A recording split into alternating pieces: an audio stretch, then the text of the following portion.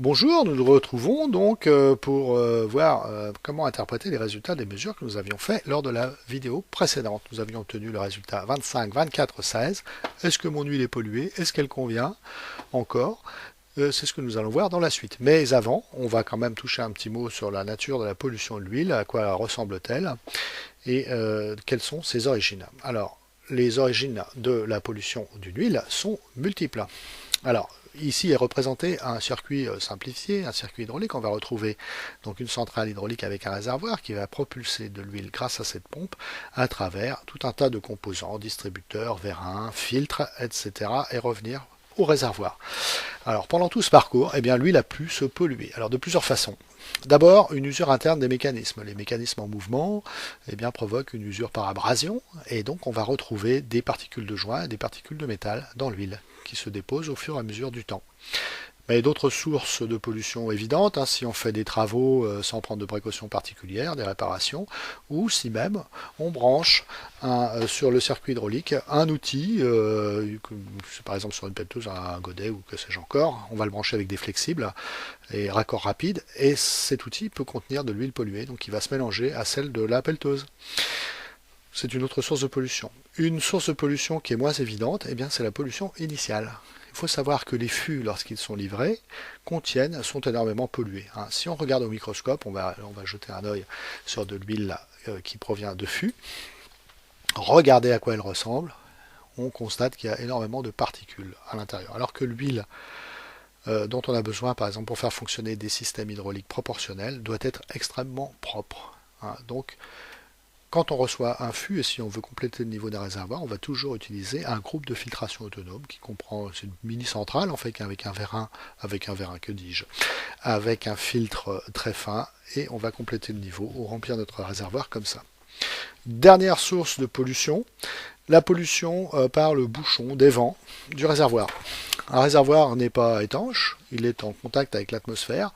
Alors c'est tout simple à comprendre, en fait, si on envoie de l'huile dans le circuit, le niveau d'huile dans le réservoir va baisser, et pour éviter que cela provoque une dépression, on va autoriser l'air de l'extérieur à pénétrer à l'intérieur du réservoir par ce bouchon. Alors ce bouchon est équipé d'un filtre grossier, mais on pourra retrouver dans l'huile, au cours du temps, des particules de poussière qui sont en suspension dans l'air. Donc cette pollution, on va la retrouver dans l'huile, c'est quand même invisibles à l'œil nu. Ces particules-là, on les voit au microscope, mais il faut savoir que si on compare, alors ici je vous ai fait un petit graphique, où en ordonnée on voit le diamètre des particules en microns, et bien vous voyez qu'un cheveu humain est dans le domaine visible parce qu'il a dépassé la barre des 30 microns ici. Tout ce qui est en dessous de 30 microns, c'est invisible à l'œil nu, et tout ce qui est au-dessus de 30 microns est donc visible. Ce qui explique d'ailleurs pourquoi vous pouvez, quand vous regardez dans la glace le matin, apercevoir vos cheveux, parce qu'ils sont au-delà de 30 microns. Alors, par contre, les particules, vous voyez ici, atteignent des fois des tailles de 15 microns, ce qui finalement est assez énorme. Si l'on considère la taille d'un film de lubrification d'huile qui est de 1 micron, vous imaginez les dégâts que ça peut provoquer dans un circuit.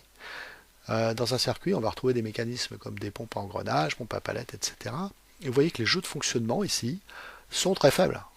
Entre la denture et puis l'interstice entre la denture et puis la paroi de ma pompe à engrenage ne dépasse pas 5 microns.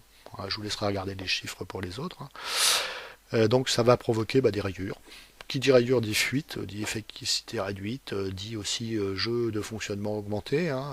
Lorsque vous avez un vérin ici et que le piston de vérin est endommagé, on va avoir des fuites à cet endroit. Et puis le piston, enfin la tige du vérin va être moins bien guidée par le manchon de guidage, donc des jeux mécaniques qui vont pouvoir détériorer les mécanismes qui sont montés dessus. On peut avoir aussi de l'érosion. Qu'est-ce que c'est que l'érosion ? C'est tout simplement que les particules qui sont en mouvement, qui sont emportées par le fluide, vont frotter contre les parois et vont les dégrader au fur et à mesure. C'est un phénomène qui va s'accentuer avec le temps. Voici les dégâts qu'on peut observer sur un engrenage. Donc, maintenant, est-ce que mes résultats que j'ai faits sont bons ou pas? Alors, il faut savoir que que cette mesure correspond à une norme, la norme 4406, me semble-t-il. Voilà, 4406, rectifié en 1999. Et que stipule cette norme? Elle nous dit que Eh bien, pour mesurer la propreté d'une huile, on va prendre 100 ml d'un fluide et on va compter les particules. Ensuite, on va les répartir selon leur taille et leur nombre dans des plages. Alors, pour un compteur de particules automatique, c'est 3 plages. Pour un comptage au microscope, uniquement 2 plages. Nous, on a un compteur automatique de particules, donc on va compter le nombre de particules supérieurs à 4 microns, le nombre de particules supérieures à 6 microns et 14 microns. Alors, exemple. Donc, si on obtenait un résultat 21, 18, 15, cela signifierait que on a en particules supérieures à 4 microns entre 1 million et 2 millions, entre 130 000 et 260 000 particules supérieures à 6 microns, et entre 16 000 et 32 000 particules supérieures à 14 microns. Ce qui finalement est quand même assez énorme pour 100 millilitres. 100 millilitres, c'est moitié de verre.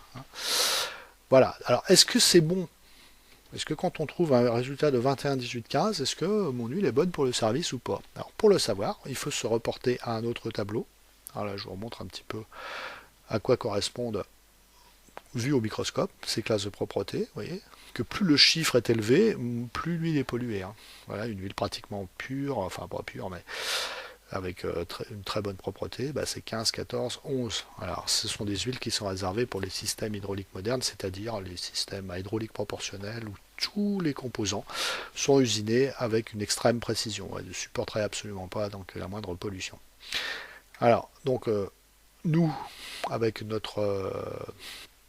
avec ce qu'on avait mesuré, 25, 24, 14, est-ce que mon huile est adaptée à un fonctionnement normal? Vous voyez que je dépasse partout. C'est très mauvais. C'est très mauvais. Mon huile, je peux déjà tout de suite la vidanger et la jeter. Et une huile fraîche, c'est 21, 19, 16.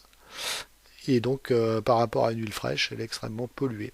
Alors, pour une pelleteuse, par exemple, une pelleteuse, en général, on a des pompes à pistons axiaux ou à radio. Eh bien, il faudrait une classe de propreté de 18, 16, 13. Vous voyez qu'on est largement au-delà. Alors, pourquoi est-on au-delà? Est-ce que mon huile est vraiment polluée? En fait, je pense que c'est une erreur de mesure. Vous vous souvenez que dans la vidéo précédente, on avait fait ça, une mesure assez vite pour les besoins de la démonstration, mais normalement, il faut prendre votre temps. Enfin, je vous encourage à prendre votre temps lorsque vous allez le faire. Lisez bien la documentation, respectez la méthode et le protocole, et vous obtenez une mesure correcte. Il ne faut pas se presser, il faut surtout bien nettoyer tous les composants qu'on met. Donc, voilà, donc faites cette mesure correctement et puis comparez donc avec la pompe que nous avons dans notre centrale hydraulique. Moi je vous demanderai de déterminer la pompe que nous avons dans notre centrale hydraulique. Est-ce que c'est une pompe à palette? Ça vous débrouillerez avec la référence pour trouver de quoi il s'agit. Alors pour se prémunir de cette pollution, on va installer des filtres un peu partout dans le circuit. Alors un peu partout, on va en mettre grossièrement à 4 endroits. On va d'abord mettre plongé dans l'huile juste avant la pompe, on va mettre un filtre assez grossier. Oui, qui sont. Alors pourquoi c'est grossier? C'est pour éviter la cavitation. Vous regarderez sur internet ce que c'est, pourquoi on fait ça. Bref, ce sont des filtres grossiers. C'est pour éviter qu'il y ait une dépression qui se crée et de la cavitation qui pourrait provoquer de graves dégâts. On met aussi des filtres en ligne, donc juste après la pompe. Donc c'est des filtres qui vont supporter une plus forte pression. Peut-être 200 bars si le circuit est à 200 bars, alors que le filtre qui est plongé dans l'huile ici est à pression quasiment nulle. Donc ce filtre va coûter un peu plus cher, mais va filtrer beaucoup mieux l'huile là. Ensuite l'huile va aller dans le mécanisme, et puis en sortant du mécanisme, ici on imagine qu'on l'a traversé tout le mécanisme, les vérins, les distributeurs, etc. Il va retourner au réservoir, et on va le filtrer encore une fois avec un filtre de retour au réservoir qui est équipé d'un clapet bypass qui va quand même permettre à l'huile, au cas où le filtre serait bouché, de franchir, de retourner au réservoir. Dernière position, donc sur certains gros systèmes, on va utiliser une centrale de filtration qui va tourner en permanence. On va aspirer l'huile, la faire passer dans un filtre, et puis la ramener au réservoir. Donc ça c'est un système extrêmement efficace. Voilà, alors maintenant il reste une ultime question qui va faire l'objet d'ailleurs de la vidéo suivante, c'est où est-ce qu'on peut installer ce capteur. Alors moi je vais prendre l'exemple, dans la vidéo suivante, je vais vous expliquer comment j'ai fait pour déterminer l'endroit où installer les flexibles que j'ai mis dans la première vidéo. Mais pour cela, il va falloir analyser le fonctionnement du circuit hydraulique à partir de son schéma. Donc bien je vous donne rendez-vous dans la prochaine vidéo pour voir comment ça fonctionne et puis comment lire un schéma hydraulique simple. À bientôt.